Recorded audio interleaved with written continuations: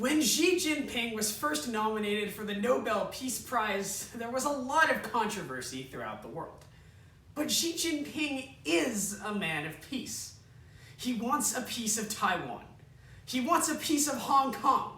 He wants a piece of the South China Sea, and honestly, he wants a piece of anywhere he can get his hands on. But in all seriousness, and as NBC tells us just earlier today, the South China Sea has become one of the most hotly contested areas in the world today, as the Chinese government has set its sights on expanding ever southward. Nations like Australia and Papua New Guinea have had their futures called into jeopardy. This is what led to the signing of a new defense pact, with the three signatories being the Anglosphere nations of the United States, United Kingdom, and Australia. This treaty is designed to swiftly and effectively counteract Chinese influence in this hotly contested region. While some have praised this treaty for being a much-needed military boon in a time where China looks almost unstoppable, its detractors have said that it's simply too little, too late. This is why it has become imperative that we ask ourselves today's question. More specifically, can AUKUS, that being the Australia, United Kingdom, and United States, effectively counteract Chinese influence in the South China Sea?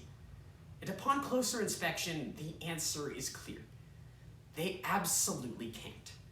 More specifically, because of Chinese consolidation of power in the military, economic, and diplomatic spheres. But first, the People's Republic of China and military might seem to go hand in hand. In fact, when one is first asked to think of an authoritarian, austere, militaristic regime, China is often the first nation to come to mind. And as The Guardian would contend just earlier today, that couldn't be closer to the truth. In the South China Sea, the People's Liberation Army has been more aggressive than ever.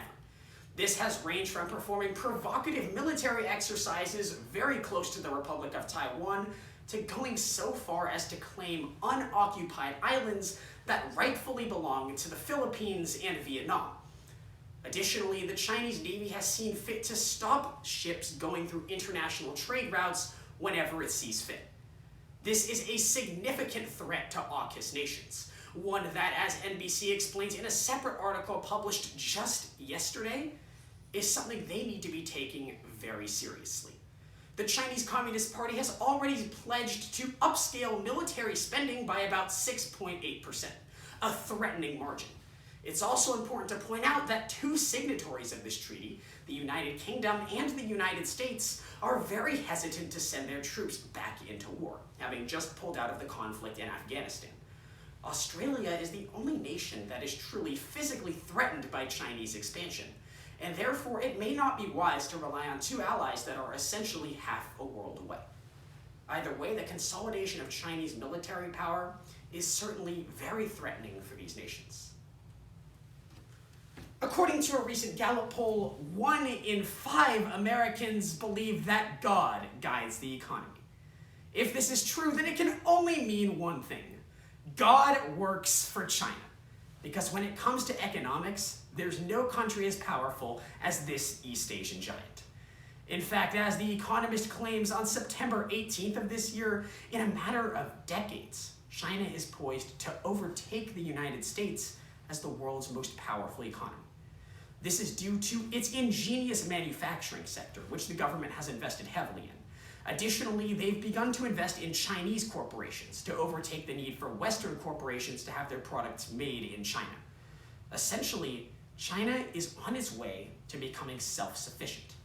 The government's goal is to have an economy that can be relied upon even when Western nations are hostile.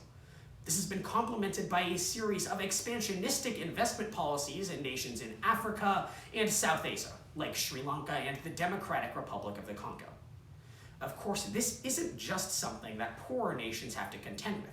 AUKUS nations themselves are faced to deal with Chinese military might. In fact, as the Global Times explains on September 6th of this year, when the Chinese government ended all economic deals with Australia, ships lined up along the Chinese coast, and the Australian economy staggered and fell. Essentially, Chinese economic might has made it so that even the signatories of this powerful defense treaty are at a loss for what to do. But of course, the military and the economy are really just 2/3 of the story. China's incredible diplomatic game also has it in an incredibly strong position for the coming years. In fact, so strong that many AUKUS nations may simply find themselves unable to deal with it. As The Hill points out on September 16th of this year, when it comes to the South China Sea, the People's Republic of China has contended with a very aggressive diplomatic policy. In fact, in some circles, it's even come to be known as wolf warrior diplomacy, named after a popular Chinese action movie. And action-packed this form of diplomacy is.